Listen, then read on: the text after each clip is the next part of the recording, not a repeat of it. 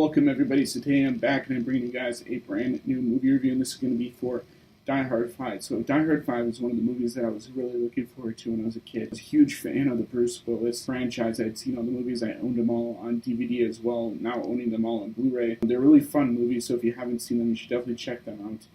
Probably one of the most influential action movies, just because a lot of video games and a lot of films have been inspired by the movies that I'm talking about here. And I've already reviewed the first Die Hard movie, but this movie is a special kind of case, and this movie is bad. This takes everything that we've liked from the original 4 movies and does them all wrong. You know, Bruce Willis is this cynical guy who's kind of a jerk in this movie. He's always screaming about how I'm on vacation and giving these really bad one-liners, and Die Hard has been pretty much known in the film franchise as being, a movie franchise that has really great one-liners, and they just completely dropped the ball on this film. I was sitting in the theater with my dad watching this, and I was so pissed off. I was so mad because the movie was not Die Hard. Bruce Willis finds out that his son is in trouble with the Russians, and so he goes to Moscow, Russia, and tries to stop whatever's going to happen from happening to his son. And along the way, he meets some thugs and some gang members that he's trying to defeat along the way, and they kind of thwart his plans, similar to what happens in the other Die Hard movies. But this movie, even the father-son relationship, it did not work with this film. This is a movie that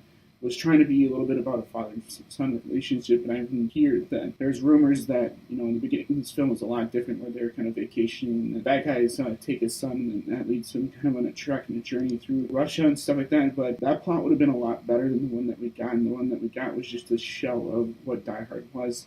This is everything that's wrong with filmmaking, and that's why I'm going to be giving this movie a straight-up F. So it's really hard for me to give movies a straight-up F. I always go into movies trying to like this film. I always go into a movie trying to say, hey, I know this might not be as good as some of the other ones, but I'm going to go try and enjoy myself. And I really enjoyed seeing Die Hard 4 or Live Free or Die Hard with my cousin, who came over for July 4th weekend and we kind of went out and went and saw a movie because it's kind of a crappy day and there's nothing going on. So we're just like, oh, why don't we just go see Live Free or Die Hard? And that movie was a really great experience. I definitely want to review that and Die Hard with a Vengeance at some point. But that movie really disappointed me. Sitting in Die Hard 5, seeing the predictable plot, seeing all the stupid stuff that happened on screen with like the car chase, and you see John McClane taking a car and just going over other cars and stuff with it. It's just ridiculous stuff that would never happen in the previous Die Hard movie. While Live Free or Die Hard did have all this ridiculous stuff, it still felt real. It still felt like, Bruce Willis could do these things, and they just completely screwed up John McClane's character in this film. You see a couple of the returning characters from the original Die Hard franchise in this, but even they are a little bit better than John McClane and the new characters that they put in these films. So I was a little disappointed. I think this is one of my least favorite films in the year, and I refuse to own this movie on Blu-ray. I think I'm still even blocked from the Die Hard page just because I was spamming them with shit about how bad their movies were when I was a kid, and I was so pissed off. I felt like how I felt now with Star Wars, where I felt like I was abandoned in terms of the people that were in charge of making a good movie didn't do their jobs, and they fumbled so hard in this, and now we have a killed franchise.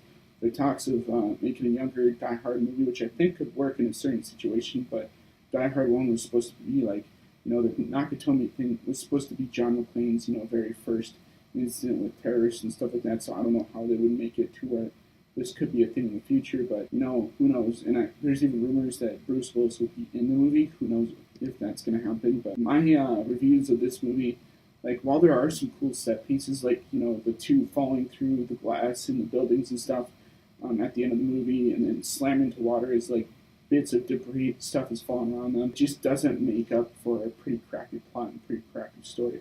Like, if you can predict everything that's going to happen within the film, and if you don't care about the characters or the villains and stuff, it's not going to be entertaining. I was sitting there bored and sitting there kind of upset and pissed off, and when we were leaving the theater, my dad was like, that was like one of the worst movies I've ever seen. I'm like, yeah, I kind of agree with you. Like, at first I believed that that's what they were doing with the Die Hard franchise. Like, they literally killed the Die Hard franchise with that movie, but I'm so frustrated just because the other movies are so much better. So that's why Die Hard 5 gets an F from me. So yeah, that's one of my first couple of F reviews. I don't think I've really given an F review to a movie before, but this is going to be my first one. So with that being said, I'm kind of rambling on a little bit more, so I hope you guys enjoy this new review series.